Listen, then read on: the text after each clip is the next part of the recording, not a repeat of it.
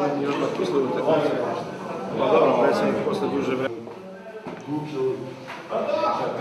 Posle kraćeg vremena obrati predsjednik upravnog... Želim da kažem jeste da neću nikome dozvoliti dok sam na ovom mestu da na bilo koji način vansportskim, nepravednim ili bilo kojim drugim načinima utiče da klub koji se stvara pre svega u interesu sportske javnosti, sporta, srpske javnosti, klub koji bi trebao da bude u interesu Fudbalskog saveza, sve ono što se ulaže u Fudbalski klub Radnički, da se on vrati na put nekih prošlih dobrih vremena, da na bilo koji način se omalovaži, ponizi ili taj klub ošteti.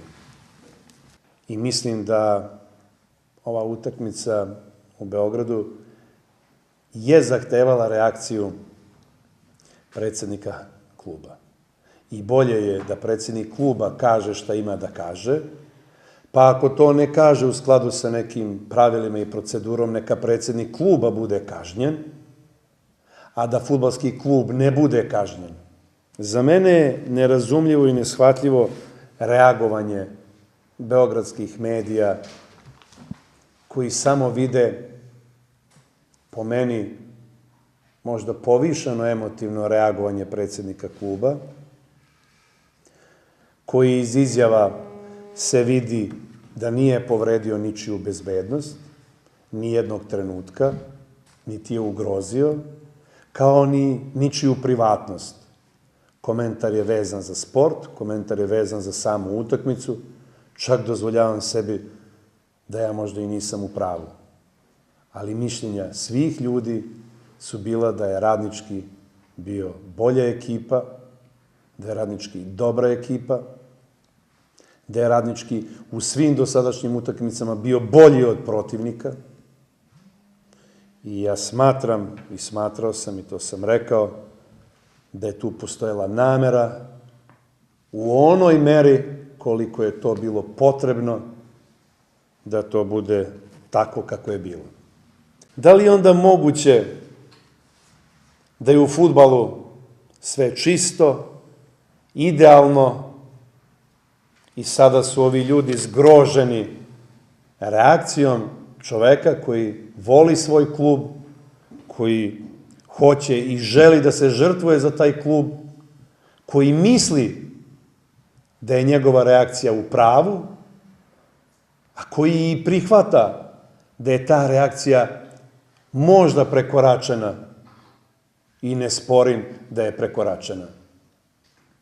Moje mišljenje je da se radi o zameni teza koje su suprotne interesima fudbala kao igre i da mi samo potvrđujemo i ovakvim pisanjem i ovakvim radom da smo mi svi zajedno na krivom putu i da mi ne ostvarujemo svrhu i potrebu našeg angažovanja.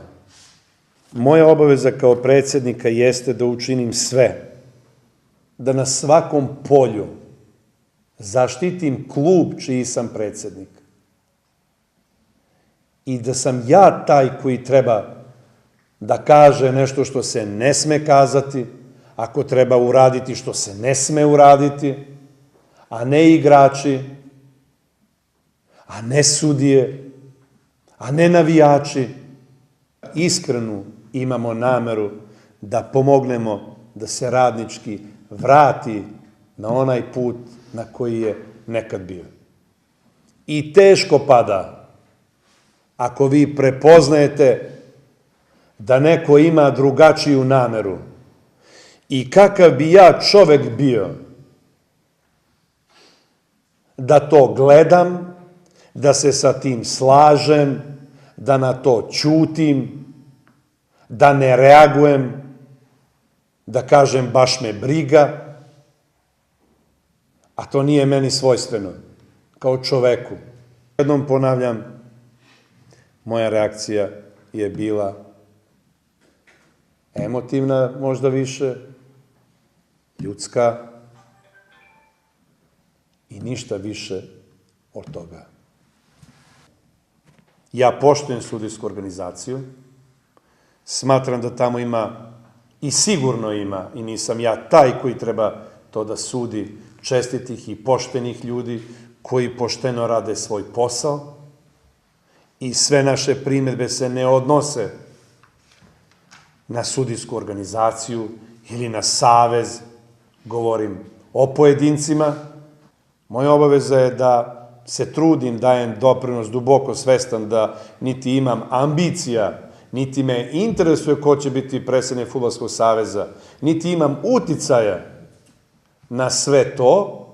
Mene interesuje samo moj klub i vreme koje budem proveo u mom klubu, odnosno klubu koji mi je poveren ili gde sam izabran za predsednika, vreme utrošim na najbolji način i da taj klub branim, odnosno kad kažem branim, da branim ono što se može braniti, pre svega rezultate. Mi ne ulazimo u personalna rešenja, niti mi smo bili motivisani da Karadžić ode. Može umesto Karadžića da bude Petrović, Stojanović. Naš stav je da su našem fudbalu potrebne promene i to je razlog zašto smo se mi odlučili da podržimo takvo jedno raspoloženje u jednom trenutku javnog mnjenja. Nas ne interesuje, vrlo je bitno, po ko zna koji put to pričam, niti politika Zvezde, niti politika Partizana. Naša obaveza je da vratimo fudbal na jug Srbije.